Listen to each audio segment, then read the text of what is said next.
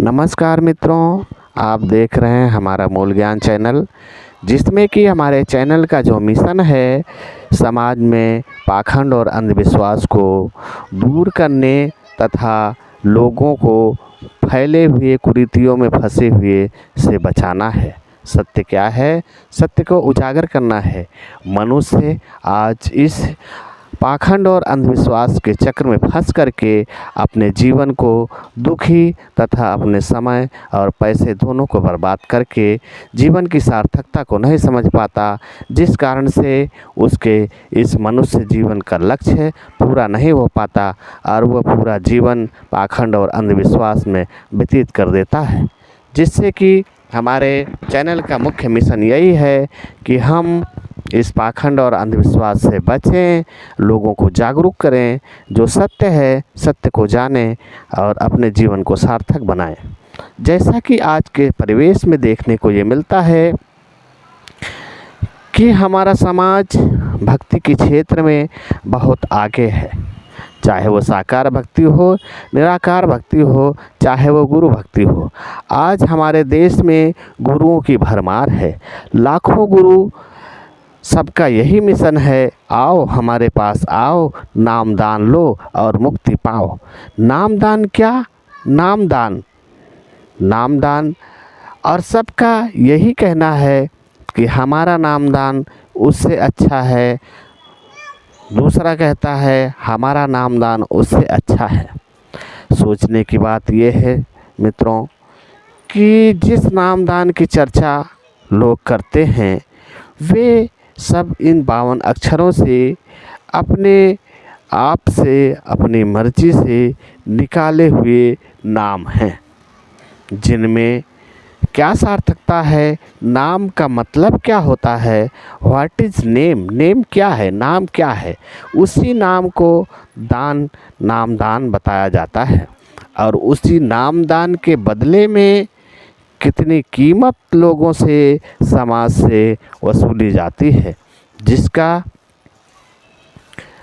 ऐसे ऐसे पंथ हैं, ऐसे ऐसे संत हैं इस समाज में जो नामदान के नाम पर भोली भाली जनता से लाखों रुपए लूट लेते हैं। नामदान क्या है? नाम किसी वस्तु को जब मनुष्य ने उसे एक नाम दे दिया, आदिमानव जब उसके पास कोई भाषा नहीं थी, उसके पास 52 अक्षर नहीं थे, तो वो किसी भी वस्तु का नामकरण नहीं कर सकता था। क्यों? कि उसके पास भाषा नहीं थी। जब उसने अग्नि का आविष्कार किया, अग्नि का आविष्कार हो गया, पत्थरों से ही जब वो पत्थरों के औजार बना रहे थे, उससे अग्नि का आविष्कार हुआ। तो अग्नि का आविष्कार तो हो गया, लेकिन उसके नाम रखने के लिए उसके पास शब्द नहीं थे। धीरे धीरे मानव का विकास हुआ, उसने 52 अक्षर का निर्माण किया, जिससे कि सब वस्तुओं का नामकरण किया गया। उसी नामकरण के वजह से आज हमारा जीवन इतना सुगम है कि हम अपनी बात को उस नाम के माध्यम से, इन 52 अक्षरों के माध्यम से दूसरों तक पहुंचाने में सक्षम हैं। वो हमारी बात को समझता है और हम उसे अपनी पूरी बात को समझा पाते हैं। इन्हीं 52 अक्षरों को सारा संसार जप रहा है। अलग अलग देशों में अलग अलग भाषाएं हैं, उनके अपने अलग अक्षर हैं, उन्होंने अपने अलग अक्षर बना रखे हैं, अलग भाषा बना रखी है। यदि हम इन 52 अक्षरों से परे आज तक जितने भी महात्मा हुए, गुरु हुए, जो कि आज हमारे समाज में लाखों की संख्या में मौजूद हैं, जिनका सबका एक ही नारा है, नामदान लो और अपने जीवन को सार्थक बनाओ। लेकिन उन नामदान ले करके नामदान को जपते जपते, उस नाम को जपते जपते मनुष्य के जीवन में, उसके व्यक्तित्व में, उसके अंतःकरण में कोई परिवर्तन नहीं हुआ।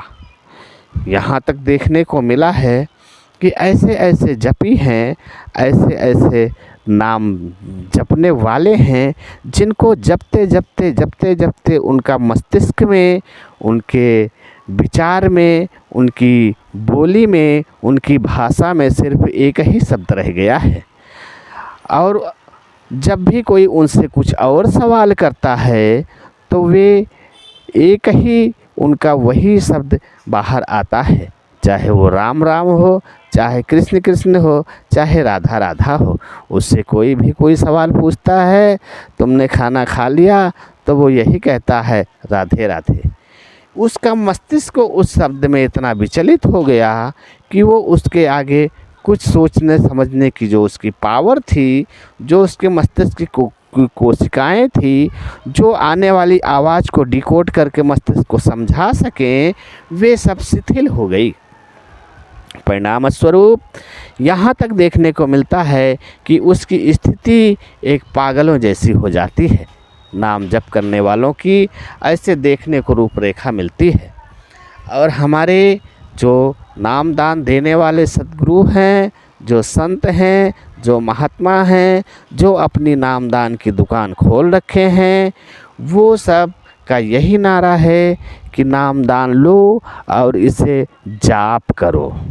जाप करो, कितना करो कोई सीमा नहीं, जितना अधिक जाप करोगे उतना जल्दी तुम्हें इसका प्रमाण मिलेगा। लेकिन प्रमाण क्या मिलता है कि किसी भी जाप में, किसी भी नाम में वो शक्ति नहीं है जो गुण उस वस्तु में है। उदाहरण के तौर पे समझते हैं, पानी एक शब्द है, 2-3 अक्षरों से मिल करके बनाया गया पानी एक शब्द है। वो पानी शब्द रूप में है, जपने वाला है, लेकिन एक पानी पीने वाला है। यदि कोई कहे कि जो शब्द रूपी पानी है उसको जपने से, पानी पानी पानी पानी पानी जपने से प्यास बुझ जाएगी।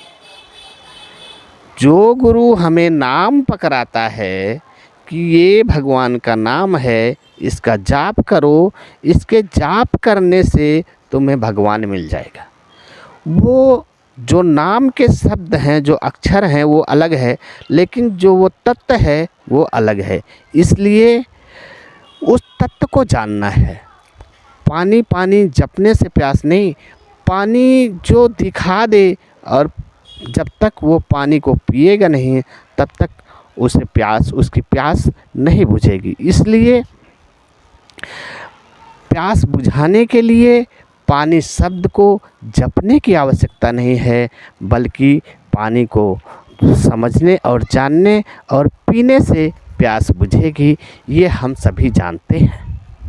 यदि कोई ये दावा करता है कि नहीं, आप पानी के शब्द को जपते रहो, जपते रहो, जपते रहो और आपकी प्यास बुझ जाएगी, ऐसा संभव नहीं। लेकिन आज का जो हमारा समाज है ये उसी दिशा में अग्रसर है। दोष समाज का नहीं है, दोष लोगों का नहीं है, दोष समाज के ठेकेदारों का है, जिन्होंने समाज को उस दिशा में प्रेषित कर दिया है। आज का समाज हमारा इसी दिशा में अग्रसर है कि सबको नाम पकड़ा दिया गया, नाम का एक ऐसा प्रसाद बांट दिया गया नाम रूपी, जिसको जपने से मनुष्य ये कल्पना करता है कि उसका कल्याण होगा। इसीलिए सब नाम जाप में लगे हुए हैं। लेकिन सवाल ये है कि यदि नाम जप किया गया लेकिन नाम के तत्व को नहीं जाना गया कि नाम क्या है। हमें बता दिया गया कि राम राम रटते रहो, लेकिन राम क्या है, राम तत्व क्या है, राम कौन है, राम की क्षमता क्या है। तब उस नाम के जपने से उस राम तक पहुंच पाना मुश्किल है। क्यों? कि नाम जप करने के साथ साथ ये भी बताया जाता है कि आपको ध्यान भी करना है। देखो यहाँ पर दो बातें पैदा होती हैं, एक जाप और एक ध्यान। जितने भी गुरु हैं नाम देने वाले, उनका यही कहना है कि भाई नाम जप करो और ध्यान धरो। तो अब हमें सोचना और समझना है कि वो नाम जप जरूरी है या ध्यान जरूरी है। यदि ध्यान जरूरी है तो फिर नाम की क्या आवश्यकता, और यदि नाम आवश्यक है तो ध्यान की क्या आवश्यकता। लेकिन भ्रमित बात यहाँ पर है कि आपको नाम जाप भी करना है और ध्यान भी करना है। इसीलिए कहा गया है कि नाम न लिया तो क्या हुआ, जो अंतर है हेत पतिव्रता पति को भजे कभू नाम न ले। लेकिन वो कभी नाम नहीं ले रही है, उसका हेत, उसका प्रेम उसके हृदय में है, वो उसका ध्यान कर रही है। इसलिए उसने कभी नाम जप नहीं किया, लेकिन वो शक्ति, वो क्षमता, वो जो होनी चाहिए वो उसके अंदर आ गई। तो आज विचार करने की आवश्यकता ये है, सभी जितने भी धर्मगुरु हैं आज के इस परिवेश में, सभी के शिष्य हैं। किसी के पास अधिक हैं, किसी के पास कम हैं, और सबका एक ही नारा है। सब बड़े गर्व से कहते हैं कि हमारे गुरु के पास इतने आश्रम हैं, इतनी गाड़ी है, इतना ये है, इतने शिष्य हैं, इतना वो है। लेकिन वो जो गर्व से कहते हैं वो विचार नहीं करते कि जो आज उनके गुरु के पास ये सारी चीज़ें उपलब्ध हैं वो कहाँ से आई।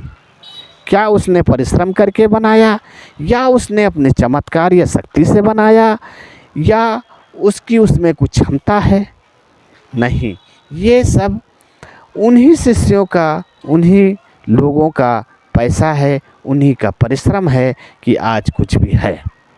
आज वो बड़े गर्व से गुरु के साथ में, गुरु के सानिध्य में है। यदि तुम उनकी बातों को मान रहे हो, उनकी हाँ में हाँ कर रहे हो, उनके सामने हाथ जोड़कर खड़े हो, तो तुम उनके शिष्य हो, तुम्हें सब कुछ मिलेगा। सब कुछ क्या मिलेगा?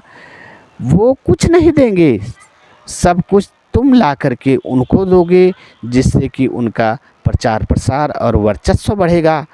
जब भी अगर तुमने कभी गलती से भी गुरु से ऐसा कोई सवाल कर दिया या गुरु के खिलाफ कुछ बोल दिया या अपने शंका के लिए कुछ ऐसा पूछ लिया, तो फिर तुम्हारा वहाँ पर कुछ भी नहीं है।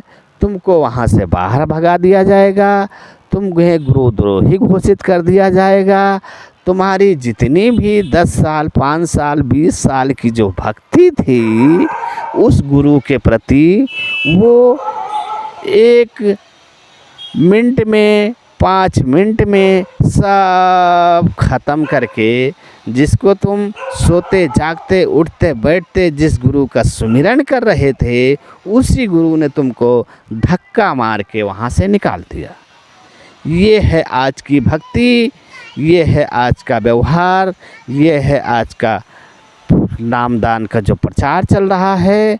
उसको उसके अन्य शिष्य भी ये कहेंगे कि भाई फला नाम का व्यक्ति आज गुरुद्रोही हो गया है, इसकी बातों को ना सुनी जाए। ये सब क्या है? ये एक व्यापार है, एक बिजनेस है, एक दुकानदारी है, जिसके तहत जो है समाज बिखरा हुआ है। इसलिए आज समझने की आवश्यकता है, सत्य को विचार करने की आवश्यकता है। भक्त और भगवान के बीच में तीसरे की आवश्यकता नहीं है। हाँ, गुरु मार्गदर्शक है, जो गुरु मार्गदर्शक करके उसे उस रास्ते पर ले आए जिस रास्ते पर चलने से उसका जीवन और उसका आध्यात्मिक जीवन सहज हो सके, वो गुरु है।